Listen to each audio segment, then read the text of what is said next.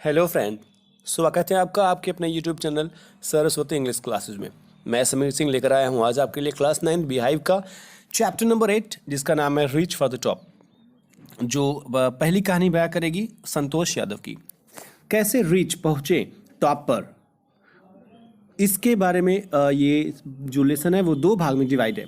First part में जो है वो बात की गई है संतोष यादव जो कि एक माउंटेनियर है इनके बारे में। सेकंड पार्ट जो है वो नायिका, जो उसकी नायिका है, जो मेन है करेक्टर, वो है दुनिया की सबसे खूबसूरत टेनिस हस्ती मारिया शरापोवा के बारे में। चलते हैं फर्स्ट पार्ट को कंफर्म करते हैं। इसके पहले मैं आपको बता दूं, डिटेल समरी जो आपके बुक में है, मैक्सिमम इन्फॉर्मेशन आपको इस डिटेल समरी में दे दी जाएगी। इसके अलावा आपको जो क्वेश्चंस दिए गए हैं आपके बुक में उसका सोल्यूशन यहाँ मिलेगा। कुछ एक्स्ट्रा क्वेश्चन आंसर मिलेंगे जो बहुत इंपॉर्टेंट है। लेसन का टाइटल जस्टिफिकेशन, लेसन का थीम क्या होता है, ये भी आपको इस वीडियो में मिल जाएगी। कुछ एक्स्ट्रा क्वेश्चंस मिल जाएंगे जो अनसॉल्व हैं, जो आपको सॉल्व करनी है, ताकि आपको ये पता हो जाए कि लेसन जो है आपने वीडियो जो देखा वो इंपॉर्टेंट आपको माइंड में आपके समझ में आया या नहीं समझ में आया। समझ में अगर आ गया हो तो आप उसको सॉल्व कर सकते हो, नहीं आया तो आप कमेंट बॉक्स में कमेंट कर पूछ सकते हो, या आप चाहो तो आप उसको PDF फाइल में भी ले सकते हो। आंसर आप कमेंट करके बता दीजिएगा मुझे। आप PDF फाइल पा सकते हो इंस्टाग्राम ID पर। मेरे इंस्टाग्राम ID जो है वो स्मॉल लेटर में है, SAMMER Sameer, SINGH Singh, WITH with केवल यू, YOU नहीं केवल you, Sameer Singh with you सटा के स्मॉल लेटर में। यहाँ से आप PDF फाइल ले सकते हो। तो सारा डिटेल आपको इस वीडियो में मिल जाएगा, आपको कहीं और जाने की जरूरत नहीं पड़ेगी। तो बताता हूँ मैं आपको इस स्टोरी का डिटेल समरी। चलते हैं इस समरी में। बताया गया इसमें कि संतोष यादव जो थी एक परंपरागत यानी ट्रेडिशनल परिवार से बिलोंग करती थी, जहाँ के लोग जो थे परंपराओं को मानते थे। गांव में ट्रेडिशनल लोग ज़्यादा होते हैं, परंपराओं में विश्वास करने वाले। इनके 5 भाई थे। इनका जो जन्म था वो हरियाणा के जोनियावास नामक जगह पर हुआ था। जोनियावास एक छोटा सा गांव है, वहाँ पर इनका जन्म हुआ था। लड़की का नाम संतोष रखा गया, जिसका मतलब होता है संतुष्टि। लेकिन जीवन के परंपरागत ढंग से संतोष हमेशा संतुष्ट नहीं थी। यानी कि संतोष को संतोष नहीं था कि गांव के लोग जो थे, इनके घर वाले जो थे, वो परंपरागत काम करवाते थे कि ये करो वो करो, वो ट्रेडिशनल वाला काम। ये नया चाहती थी, इनोवेटिव चाहती थी, जैसे फॉरेन में होता है या अलग जगहों पे होता है। इसलिए उसने शुरू से ही अपनी इच्छा से जीवन जीने की ठान ली थी। जहां अन्य लड़कियां जो गाँव की थी वो परंपरागत भारतीय पोशाक पहनती थी, वही संतोष निक्कर पसंद करती थी। संतोष के माता पिता संपन्न भूमिपति थे, यानी कि भूमिहार थे। अच्छे खासे इनके पास संपन्नता थी, इनके पास प्रॉपर्टी थी, जो अपने बच्चों को बढ़िया स्कूल में भेजने का भार सह सकते थे। वे अपने बच्चों को देश की राजधानी दिल्ली में भी भेज सकते थे, क्योंकि यह उनके बहुत निकट था। हरियाणा के निकट है दिल्ली, इसलिए वो भेज सकते थे। लेकिन परंपरा का निर्वहन करने के लिए, जो रीति रिवाज परिवार में प्रचलित है उसको बनाए रखने के लिए, इन्होंने संतोष को अपने गाँव के स्थानीय स्कूल में, यानी जोनियावास के एक स्कूल में इन्होंने इसका दाखिला यानी एडमिशन करवा दिया। 16 वर्ष की आयु में उसके माता पिता उसका विवाह करना चाहते थे, तो उसने अपने माता पिता को धमकी दे दी, यदि उसने उचित पढ़ाई नहीं की तो वह कभी भी शादी नहीं करवाएगी, इसलिए आप पढ़ाई पहले मेरी पूरी करो, शादी बाद में। उसने घर छोड़ दिया और दिल्ली के एक स्कूल में अपना एडमिशन करा लिया। जब उसके माता पिता ने उसकी पढ़ाई का खर्चा देने से मना कर दिया तो उसने विनम्रतापूर्वक उन्हें जवाब दिया कि कोई बात नहीं, आप नहीं देना चाहते मत दो, पढ़ाई नहीं छोड़ने वाली मैं। हाँ, स्कूल करने के बाद में जो समय बचेगा उसमें कोई नौकरी कर लूँगी और अपना खर्चा निकाल लूँगी।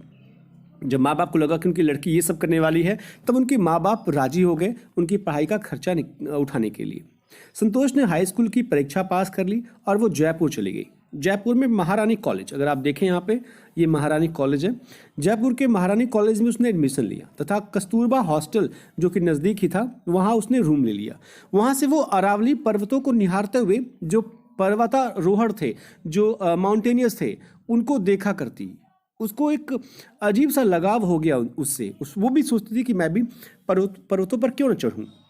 उसने कुछ पैसे बचाना शुरू किए और उत्तरकाशी में स्थित नेहरू पर्वतारोही संस्थान, Nehru institute of mountaineering Uttarkashi, ये उत्तरकाशी में है, वहाँ पर जाकर के उसने एडमिशन ले लिया, वो भी बिना माँ बाप को बताए। इसके बाद से संतोष हर साल माउंटेनियरिंग करती थी, यानी कि वो पर्वत पर जाया करती थी हर साल। उसके पर्वतों पर चढ़ने के लिए वो अपने आप को परिपक्व करने लगी। इसके लिए वो बहुत परिश्रम करती, ऊंचाई पर चढ़ने के लिए और कठोर परिश्रम करती। इस कम्पिटिटिव वर्ल्ड में अपनी शक्ति का विकास करने लगी। एक फौलादी इच्छा शक्ति, शारीरिक सहनशीलता और हैरान कर देने वाली मानसिक मजबूती को बरकरार रखने के लिए उसने बहुत बार प्रदर्शन किया। बहुत अथक बार प्रयास करने के बाद उसने सोचा कि अब वो पर्वत पर नॉर्मली चढ़ना जो शुरू किया था, अब वो अच्छे तरीके से एक प्रोफेशन के रूप में चढ़ेगी। उसका कठिन परिश्रम और लगन उसको 1992 में 1992 में यहाँ लिख दूँ मैं, यहाँ पे भी वैसे ही लिखा जा रहा है। 1992 में इसने अपने इस लगन, अपने इस परिश्रम को जांचने के लिए सोचा। उसने प्रसिद्धि के शिखर पर जाने के लिए उसने शर्माते हुए अरावली के पर्वतारोहियों से, जो ये पर्वतारोही हैं, इनसे पूछा कि क्या मैं आपके साथ चल सकती हूँ, शामिल हो सकती हूँ। मुश्किल से 20 वर्ष की आयु में संतोष यादव ने माउंट एवरेस्ट की वो विजय प्राप्त कर ली और वह पूरी दुनिया की ऐसी पर्वतारोही बन गई जो इतने कम समय में ये सफलता पाली थी। यानी माउंट एवरेस्ट पर 20 साल में चढ़ने वाली ये दुनिया की उन पर्वतारोहियों में से बन गई जो ऐसा काम बमुश्किल से कर पाए हैं आज तक। यदि उसकी पर्वतों पर चढ़ने की प्रवीणता, शारीरिक योग्यता और मानसिक शक्ति ने उसके वरिष्ठ अफसरों को न केवल प्रसन्न किया, बल्कि दूसरों के प्रति उसकी और उसके साथ मिलकर काम करने की इच्छा ने अन्य पर्वतारोहियों के मन में विशेष स्थान बना दिया। यानी कि अब लोग इसके साथ अपना काम करना चाहते थे। वरिष्ठ अफसर जो थे अब इससे खुश हो गए कि इस लड़की में बात है। 1992 के माउंट एवरेस्ट मिशन के दौरान संतोष यादव ने एक पर्वतारोही की, यानी कि वो एक माउंटेनियरिंग की, एक बार फिर से चढ़ाई की, जो दक्षिण दर्रे पर पड़े हुए दम तोड़ रहे एक विशेष व्यक्ति का, दुर्भाग्यपूर्ण व्यक्ति का उसने जान बचाई। वो व्यक्ति था मोहन सिंह, लेकिन जो दूसरा पर्वतारोही था उसकी जान वो बचाने में असफल रही। लेकिन जो मोहन सिंह है, जिसकी जान बचाने में वो सफल रही, अगर उसका वो अच्छे तरीके से अपने काम को अंजाम ना दी होती, यानी अपने ऑक्सीजन बॉक्स को उसको ना दी होती, तो शायद उसका भी हश्र वही होता जो पहले पर्वतारोही के साथ हुआ, यानी कि जो व्यक्ति मर गया। तो दक्षिण दर्रे पर न केवल वो माउंटेनियरिंग की, बल्कि अपने एक साथी को बचाया और दूसरे साथी को बहुत कोशिश करने के बावजूद भी वो बचा नहीं सकी। तो 12 महीने के अंतर्गत संतोष ने स्वयं को भारतीय नेपाल महिला पर्वतारोही दल, ये एक दल का नाम है, भारतीय नेपाल महिला पर्वतारोही दल, उसके सदस्य के रूप में अपने आप को पाया। यानी कि उन लोगों ने आमंत्रित किया, इनवाइट किया कि आप भी हमारे साथ चलिए। बहुत सारे माउंटेनियर का टीम है, तो उस टीम ने इनको इन्वाइट किया। तब उसने दूसरी बार माउंट एवरेस्ट पर विजय प्राप्त की, मतलब 2 बार विजय प्राप्त की। उसके बाद इनको पद्मश्री का पुरस्कार दिया गया। यह है पद्मश्री का पुरस्कार जो राष्ट्रपति दे रहे इस समय। यह एक सच्ची पक्की पर्यावरणविद भी हैं, यानी कि एनवायरमेंटिस्ट हैं। ये एनवायरमेंट के बारे में भी ये प्रचार प्रसार करती हैं। ये एक अच्छी माँ, एक अच्छी पत्नी भी हैं।